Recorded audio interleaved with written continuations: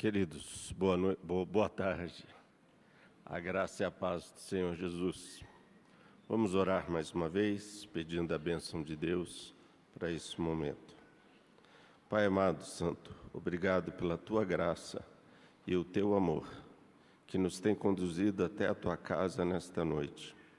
Obrigado pelos louvores a Ti entoados, pelos grupos musicais da nossa igreja, que o Senhor continue abençoando a cada um. Obrigado, Senhor, pela morte de Cristo na cruz do Calvário em nosso favor. Fala-nos, ó Pai, neste final de tarde, acerca da Tua cruz.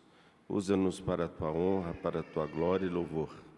Que o Senhor cresça, que nós diminuamos. Que cada irmão e irmã que aqui está seja um solo fértil para receber a Tua palavra. É o que nós oramos na Tua inteira dependência, em nome de Jesus. Amém. Querida igreja, convido a todos a abrirmos no Evangelho segundo Marcos, capítulo 15, versículos 33 a 39.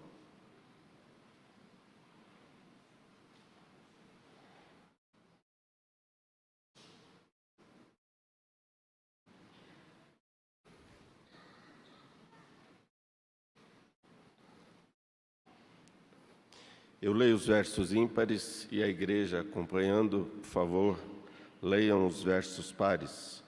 Nos diz a palavra do Senhor: chegada a hora sexta, houve trevas sobre toda a terra até a hora nona.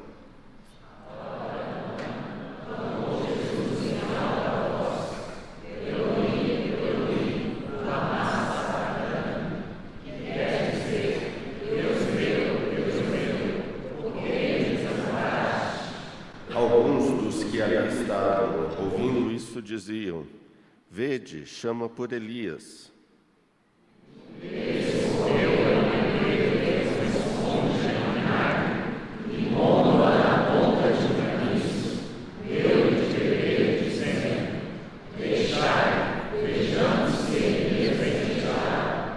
Mas Jesus, dando um grande brado, expirou.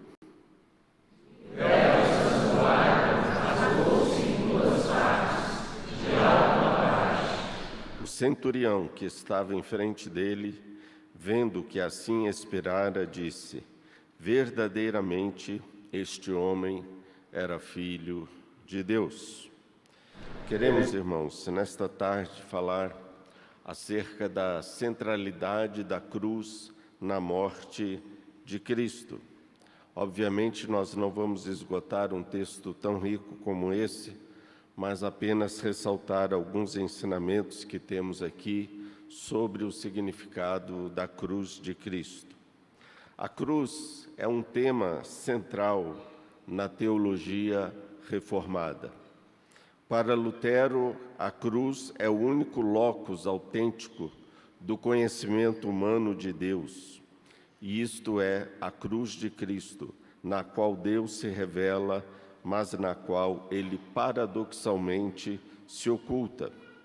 Lutero ainda dizia: crux sola est nostra theologia. A cruz é a nossa única teologia, ou a cruz somente é a nossa teologia. Não apenas a cruz é central na fé reformada, como também o é a centralidade de Cristo. Quanto à centralidade de Cristo, Lutero dizia que uma teologia que não falasse de Deus em termos do Cristo abandonado e crucificado não teria conseguido nos alcançar. A cruz de Cristo, por sua vez, a imagem central observável da fé cristã. A cruz é inesgotável em seu potencial espiritual e teológico, capaz de iluminar e de ativar as esperanças e o medo da humanidade.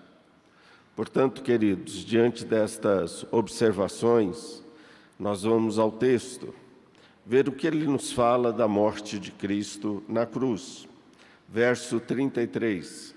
Se puderem deixar o texto projetado, seria bom. Obrigado. Verso 33. Chegada a hora sexta, houve trevas sobre toda a terra até a hora nona. Hora sexta até a hora nona, de meio-dia às 15 horas. Trevas durante 3 horas. Isso nos lembra algo que aconteceu no Antigo Testamento, quando veio essas trevas, que foi justamente na 9ª praga do Egito. 3 dias de trevas. E essa 9ª praga do Egito, ela nos lembra que antes da morte do Cordeiro Pascal e antes do sangue ser aspergidos nos umbrais das portas e livrar os primogênitos da morte, Deus projetou, estendeu este plano lindo e maravilhoso. O sangue de Cristo nos portais de todas as portas livrou o povo da morte. E esse sangue foi derramado pelo nosso Senhor Jesus Cristo, nos livrando da morte. Agora, antes de Jesus ser imolado na cruz, há 3 horas de trevas. Imaginem vocês trevas ao meio-dia. E essas trevas ao meio-dia também são retratadas como um julgamento escatológico. Veja que isso que está acontecendo no Novo Testamento, os profetas profetizaram acerca disto. Amós 8, 9, livro de Amós, capítulo 8, verso 9, nos diz: sucederá que naquele dia, diz o Senhor Deus, farei que o sol se ponha ao meio-dia e entenebrecerei a terra em dia claro. Veja que profecia, essa profecia de Amós, dizendo exatamente aquilo que aconteceria. Portanto, a morte de Cristo não foi produto de um ser humano revoltado, mas fazia parte de um plano eterno de Deus. E é nessa hora tenebrosa, essa hora que se fez trevas, é que o Cordeiro de Deus estava sendo imolado ali no Gólgota, naquela cruz. Nesta hora, irmãos, Deus estava julgando o nosso pecado. A ira que estava sobre nós estava agora ali na cruz do Calvário, caindo sobre Jesus Cristo. E nesse momento, Jesus dá um grito. Veja o verso 34 a 35. A hora nona clamou Jesus em alta voz: Eloi, Eloi, lama sabactani, que quer dizer, ou seja, interpretando, Eloi, Eloi, lama sabactani, quer dizer, Deus meu, por que me desamparaste?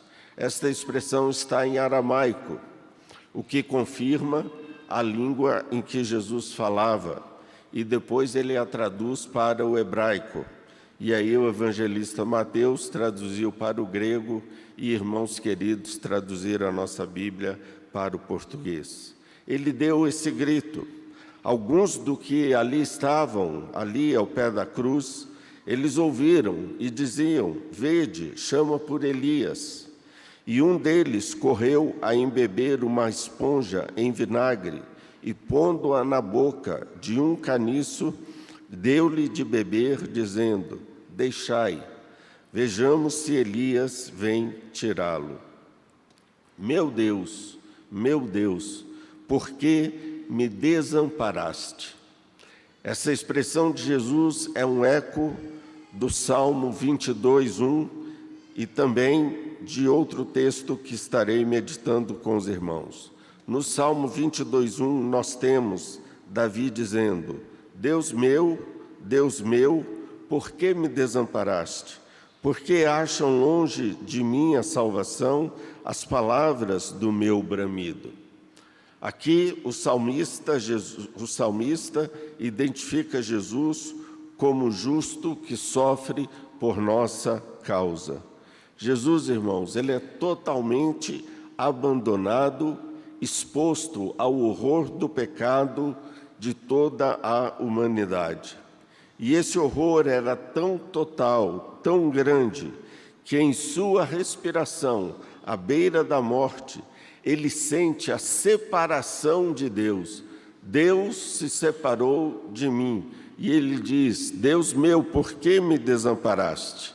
Mas Jesus foi desamparado também pelo povo. Jesus foi desamparado pelos líderes. Jesus foi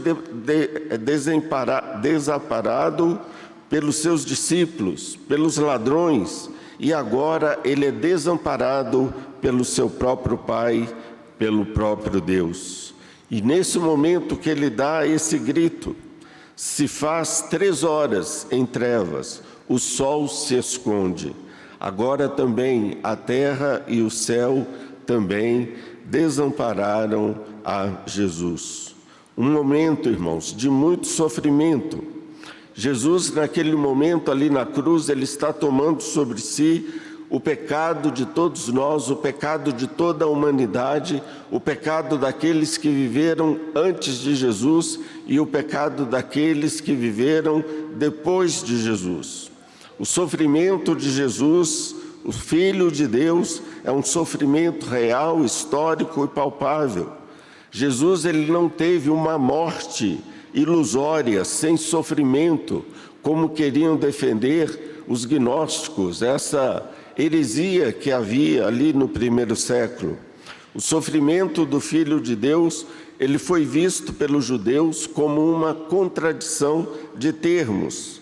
Pelos gregos, a cruz de Cristo era como loucura. E pelos estoicos, que era uma escola de filosofia que havia no primeiro século, os estoicos desapaixonados viam a cruz como um embaraço. Jesus, ao contrário do que muitos querem negar, Jesus sofreu, foi moído por Deus e morreu em uma cruz. O que Jesus mais temeu no Getsêmani, agora ele experimenta na cruz. Toda a ira de Deus. Vejam o verso 35 e 36. Alguns dos que ali estavam, ouvindo isso, diziam: Vede, ele chama por Elias. E um deles correu a embeber uma esponja em vinagre e, pondo-a na ponta de um caniço, deu-lhe de beber, dizendo: Deixai, vejamos se Elias vem tirá-lo. Para Marcos, essa bebida é um eco do Salmo 69, mais um salmo que aqui é citado. Salmo 69, verso 21 nos diz: Por alimento me deram fel, e na minha sede me deram a beber vinagre. Novamente, uma profecia do Antigo Testamento se cumprindo no Novo Testamento na pessoa de Jesus. Tudo já estava planejado pelo Pai. E mais uma vez nós vemos essas profecias do Antigo Testamento se cumprindo sobre o sofrimento, a vida e a morte de Cristo. O vinagre é um conforto cruel para um homem justo em agonia, simbolizando a amargura, a zombaria de Jesus por parte da humanidade e a rejeição dele por Deus. Muitos negavam e negam até hoje o sofrimento de Cristo e a sua morte. Na história nós vemos os cristãos alemães, durante o período nazista, eles rejeitaram a teologia da cruz como uma fraqueza e derrota em favor de uma teologia de um Jesus ariano e heróico. Esse Jesus que morreu na cruz como um ladrão e cercado por ladrões não pode ser o nosso Jesus. Nós temos também muitos ramos da nova era que hoje minimizam ou negam a necessidade de expiação e sofrimento de Jesus em favor de imagens mais poderosas associadas com a ressurreição. Mas a morte de Cristo, irmãos, e o sofrimento de Cristo foi profetizado mais de 600 anos antes pelo profeta Isaías. Um texto muito conhecido de nós todos, Isaías 53, versículo 4 a 12. O pessoal da projeção vai nos ajudar, se tiver o texto. Nos diz: certamente Ele tomou sobre si as nossas enfermidades e as nossas dores levou sobre si. Ele tomou as nossas enfermidades e as nossas dores levou sobre si. Alguns doentes já me questionaram acerca desse texto.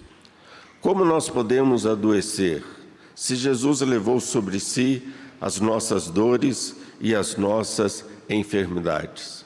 A maior enfermidade do ser humano não é a enfermidade do corpo, e sim a enfermidade da alma.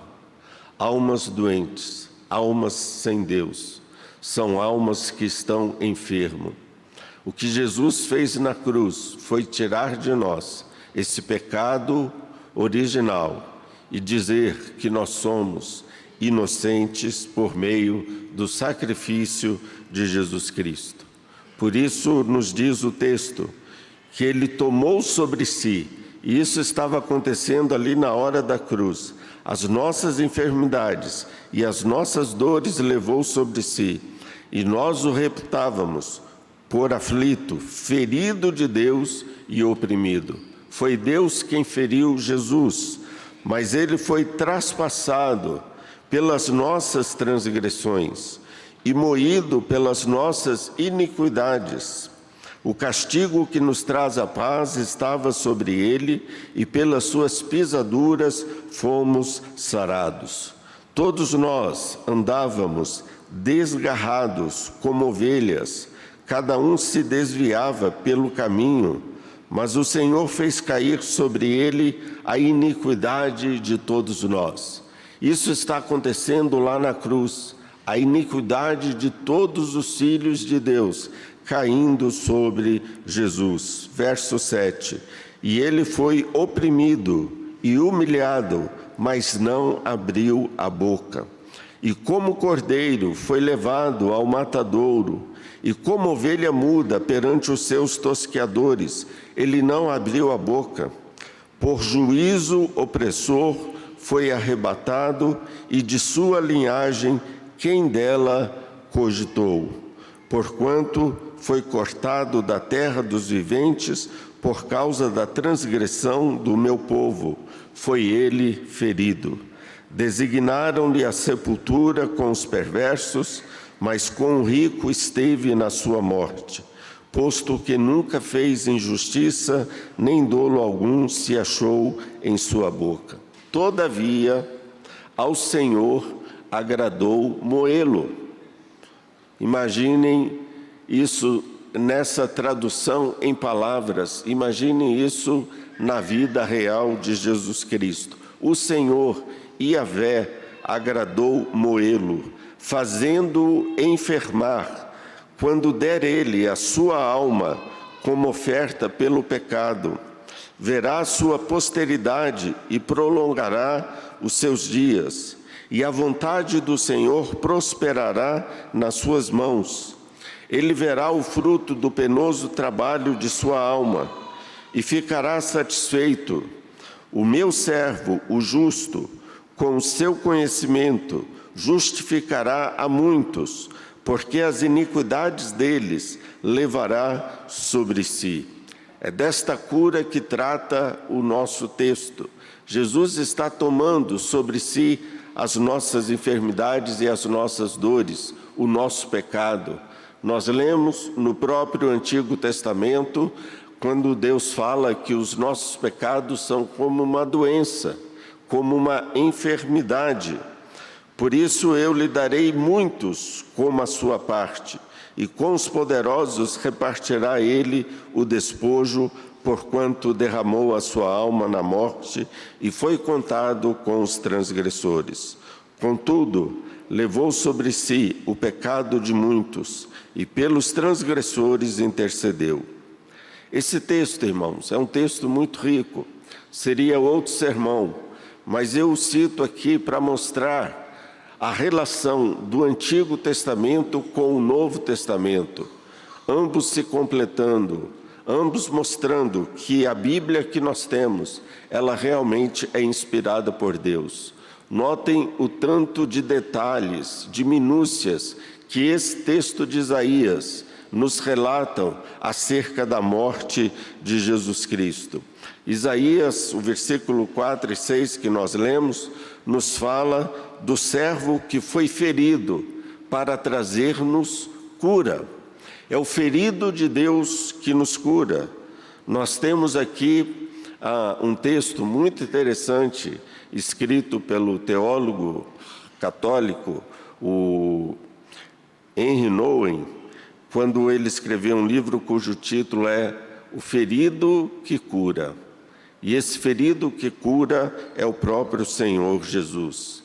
Quem feriu Jesus? O próprio Deus o feriu, nós acabamos de ler, para que por meio das suas feridas nós fôssemos curados, e pelas suas pisaduras nós fomos sarados.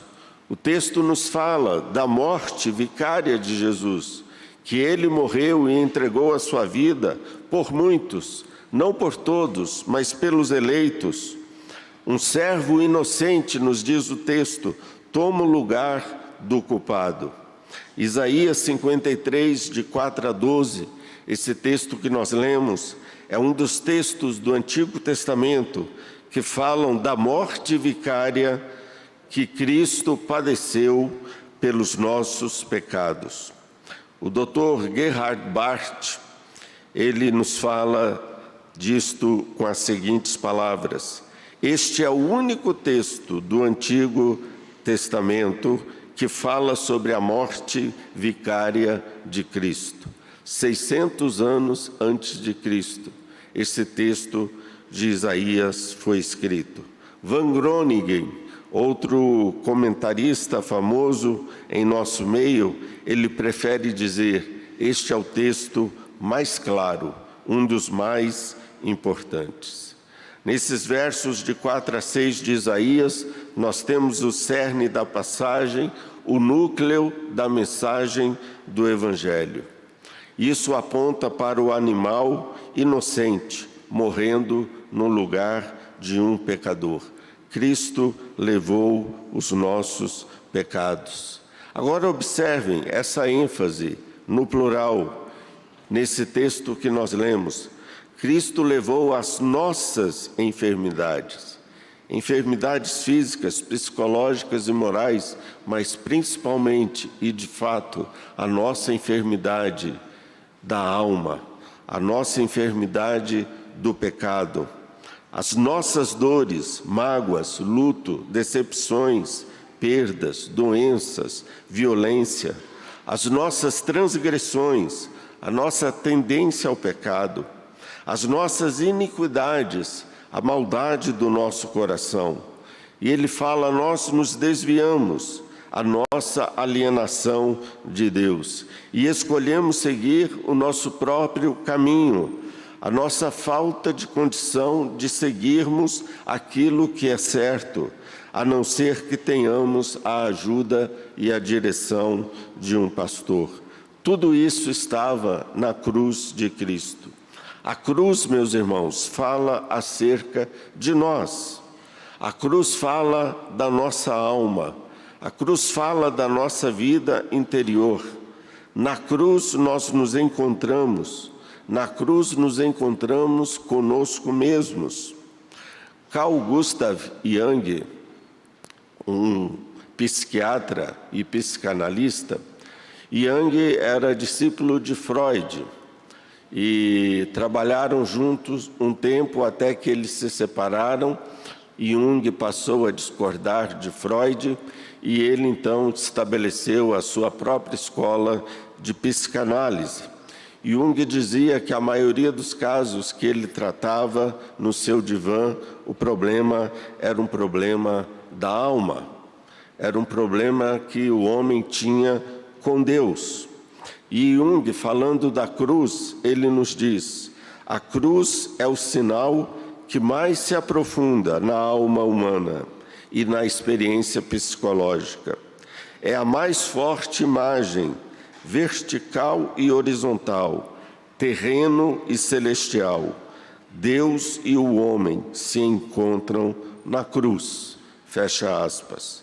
Lutero também falava sobre isso, muito antes de Young. Lutero dizia: a cruz revela a nossa miséria.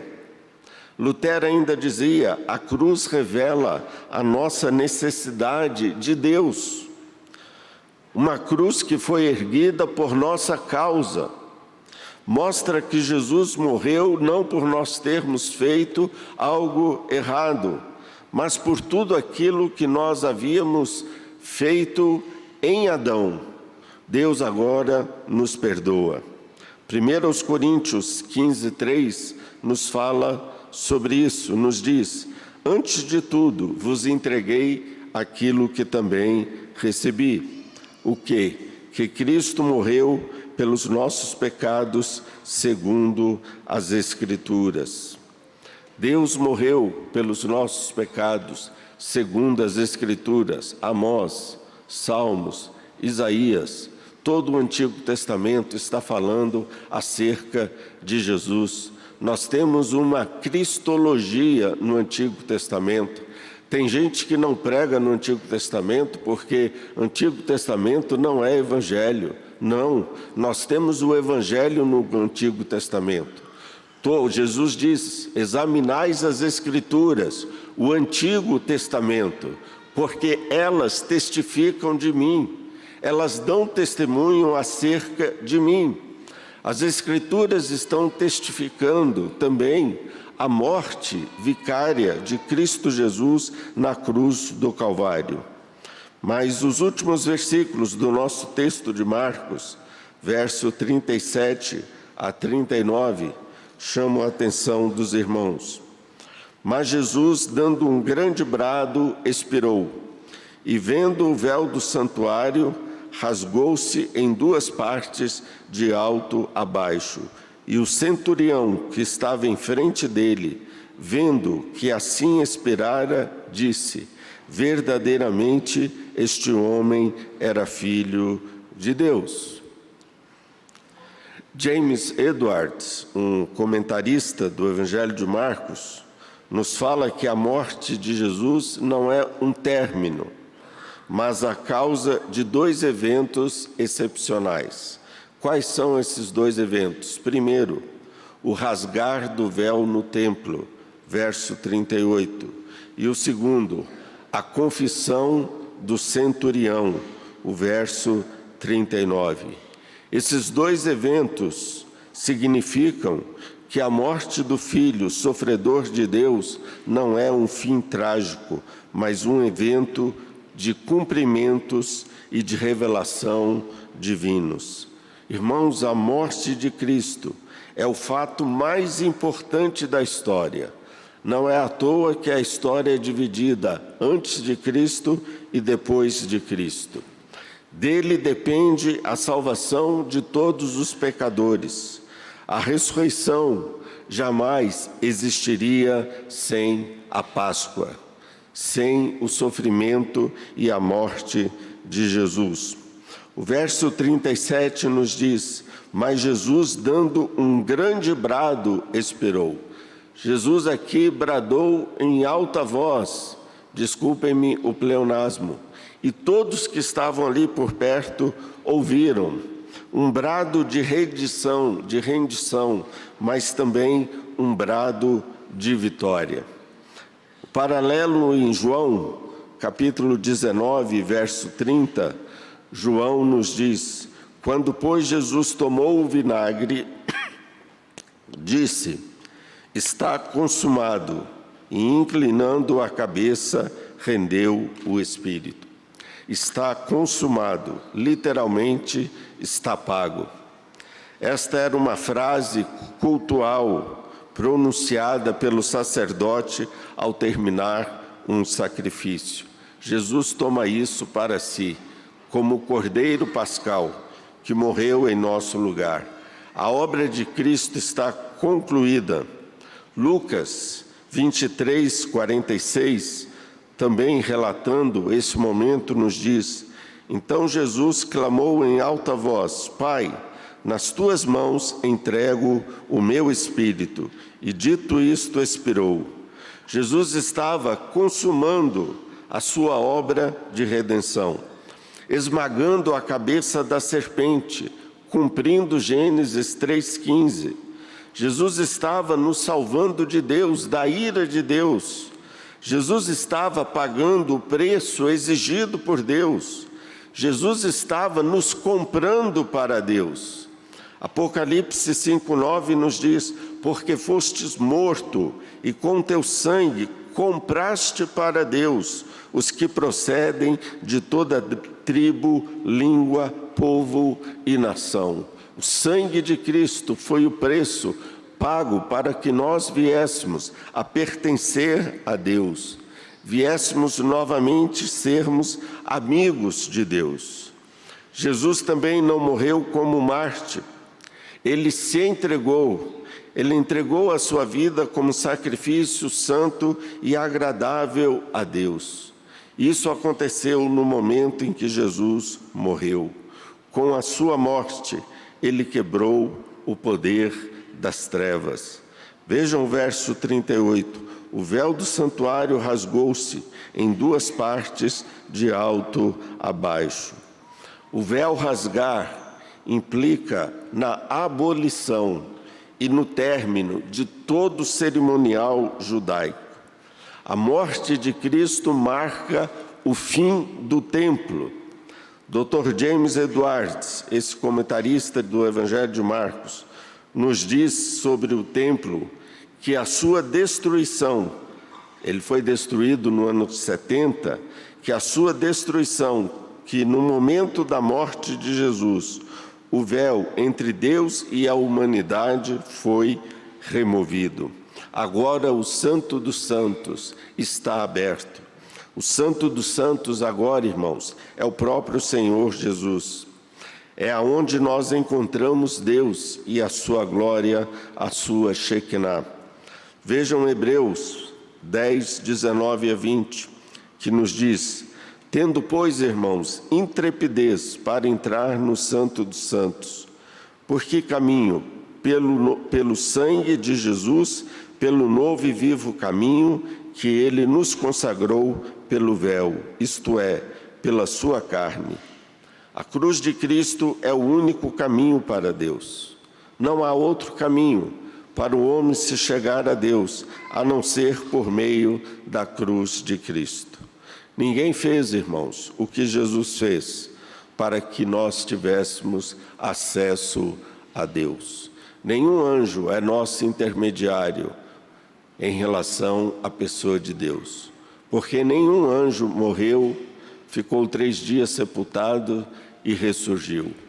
Anjos não são nossos mediadores, mas o nosso mediador é o Senhor dos anjos. E a grande pergunta do Evangelho de Marcos é: quem é Jesus? Nós temos aqui neste momento, ao pé da cruz, 3 testemunhas: um centurião, 3 mulheres e um membro do Sinédrio. O último versículo: o centurião que estava em frente dele, vendo que assim expirara, disse: verdadeiramente este homem era o Filho de Deus. Essa expressão Filho de Deus, ela se encontra no primeiro versículo do Evangelho de Marcos. Marcos 1:1. Este é o Evangelho do Filho de Deus. E Marcos termina com o mesmo versículo, o Evangelho do Filho de Deus. E aqui nesse texto da paixão de Cristo, somente aqui, a expressão Filho de Deus se repete novamente. Muito interessante.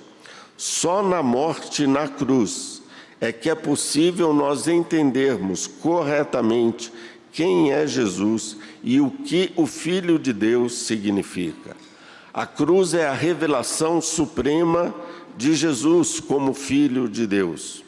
Veja que quem reconhece Jesus como Filho de Deus é o centurião, é o soldado. O centurião é o único homem em toda a história da humanidade a fazer esta declaração, esta confissão, ela é evocada por sua paixão, o seu sofrimento e a sua morte na cruz. Por que essa figura do centurião é emblemática aqui neste momento? O único homem a reconhecer que Jesus era verdadeiramente o Filho de Deus.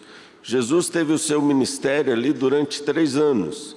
Ninguém chegou e disse que ele era Filho de Deus, mas esse centurião o disse. Quem era o centurião? Era o menos provável de todos os homens para reconhecer Jesus. A palavra centurião era um encarregado de uma centúria de 100 soldados.